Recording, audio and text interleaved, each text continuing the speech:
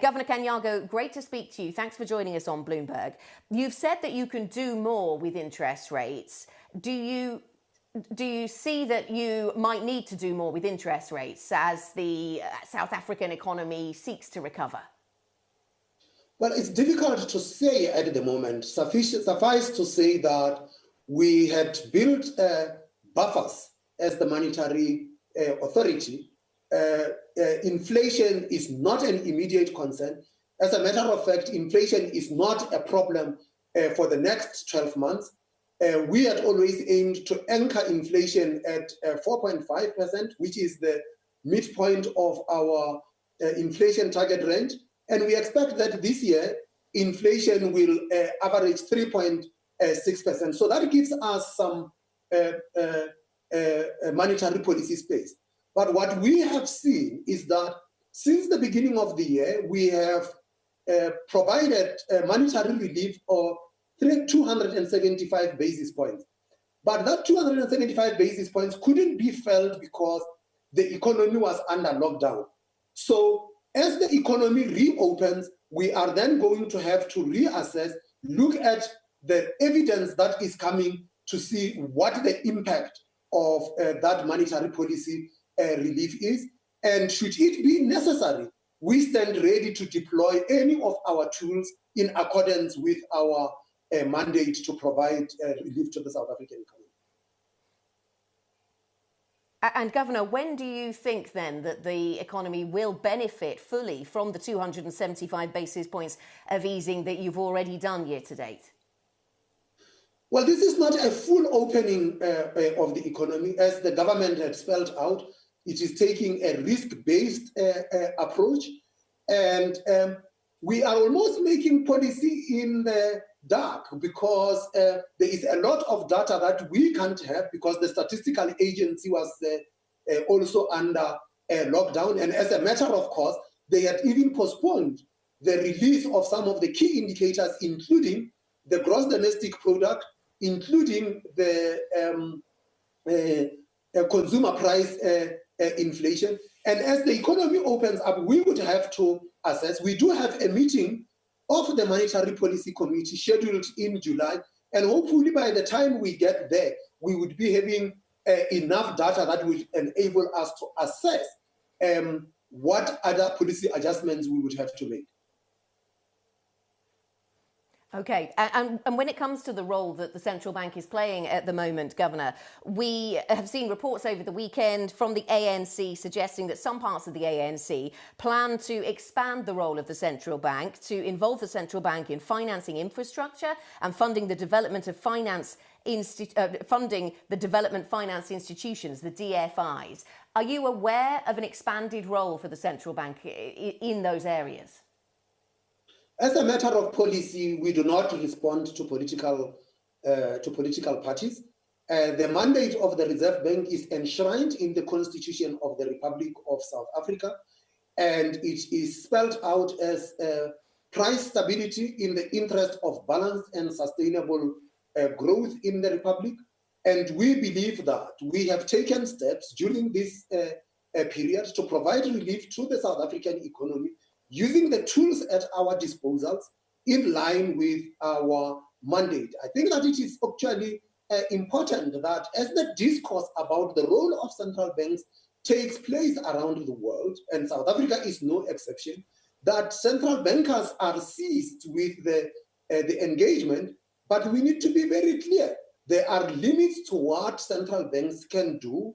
They are institutions designed with a particular responsibility in society, and then it is important that central banks, which are institutions that make decisions about lending and borrowing, be allowed to stay in that space, and that central banks are not dragged into spending decisions. Spending decisions are decisions of the public representatives, and central banks, it's very important that they stay in their lane in accordance with their mandate. And there is no doubt this discourse is taking place around the world, and many central banks are engaged with these discussions. But I think that it would be wrong to drag central banks into making spending decisions because they are run by technocrats and not by public representatives.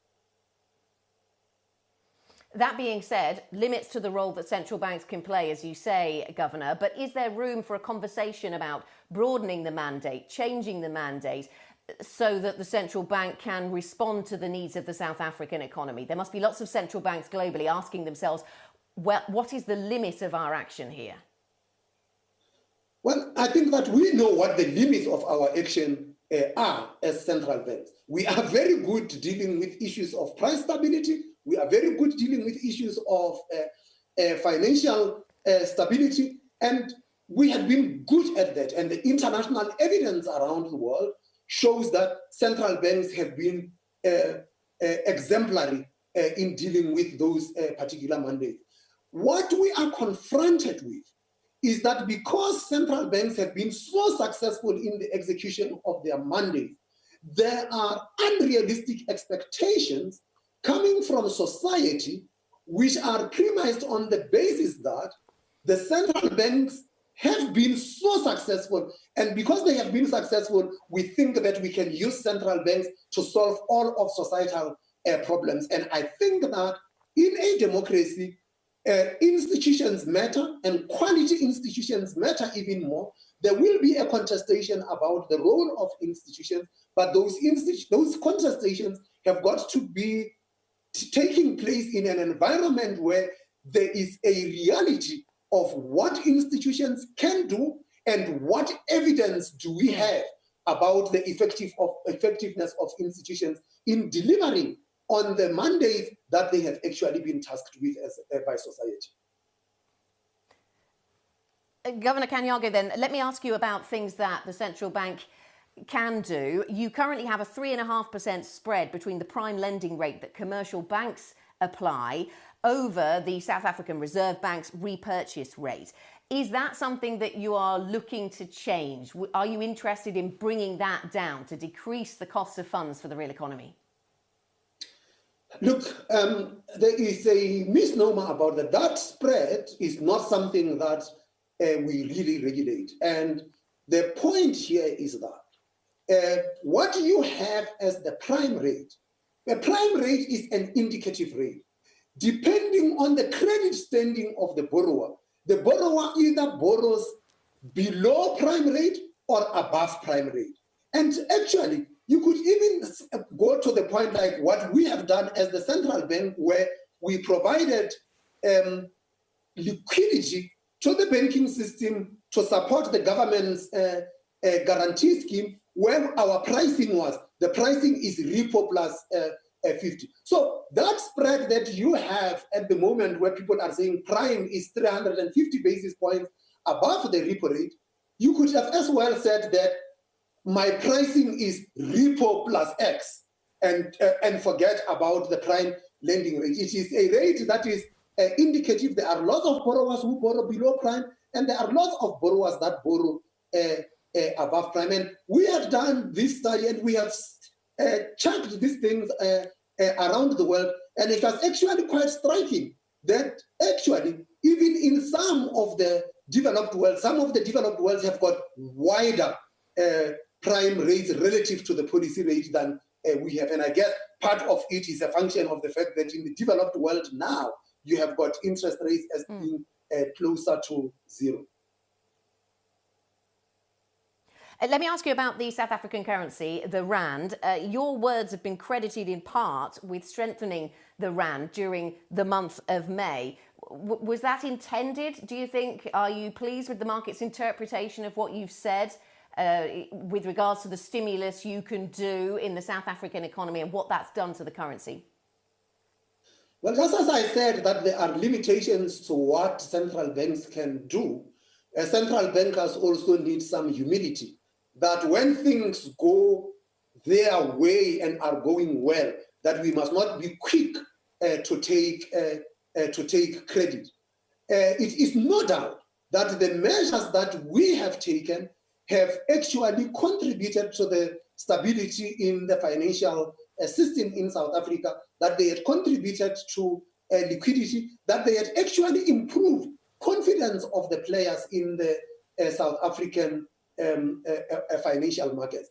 But it is also important to note that there were things that were changing. Global risk appetite was also changing. And we also saw the return of foreigners to the South African bond market. Yes, what we have done would have contributed to this. We have seen government bond yields also decline. We have seen that there's adequate price discovery in the South African capital market, that markets are continuing to function, and it is very important that in an environment like this, that markets continue to function, because it is when you have got functioning markets that risk is actually adequately priced. And that is a welcome development. To the extent that the central bank has contributed to that, it is welcome. Governor, what will you do if inflation drops further, and if it drops below 3%, the lower bound of your target band? It's still above 3 at the moment, but what will you do if it drops below 3? We do expect that inflation for 2 of the quarters this year will drop below 3. We think it will be a temporary phenomenon. And if it is a temporary phenomenon, we will treat it in the same way that we treat a temporary breach of inflation above 6%, which means that we see through that. However, if it does become a protracted phenomenon, that inflation breaks the lower band of our inflation target range and stays there, then policy would have to adjust in the same manner that policy responds when there is a protracted breach of inflation above 6%. Let me finish with a broader question, Governor. You have a role at the IMF, the International Monetary and Financial Committee at the IMF, and debt relief for emerging markets is a big topic there. Do you think that we have the necessary international coordination to see the necessary levels of debt relief for emerging markets? I think that at this stage, yes, we could do better. But from where I am sitting as the chair of the IMFC, I am very pleased with how the membership and how the speed with which the membership of the IMF responded to provide resources for the IMF to be able to provide the relief. And I'm also pleased by the manner in which the G20 had responded in providing that kind of support. But we should not kid ourselves. The kind of support that had been and resources that had been provided to the IMF are not permanent resources. These are temporary resources. These are borrowed resources. They are no substitute for increasing the resources of the IMF on a permanent basis. And that would entail us increasing the SDRs so that the IMF has got the resources to respond to future crises. It is just another day that at the London summit in 2009 of the G20, that we took a view that we must increase the resources of the IMF temporarily because the crisis is immediate, and that we will sort out the permanent resources over time. And I worry that complacency did set in, and we thought that there wouldn't be another crisis. Well, another crisis is here with us, and once again, we are providing temporary resources. And I think that if the IMF is to be at the center of the global financial safety net, we must make sure that the IMF is adequately resourced.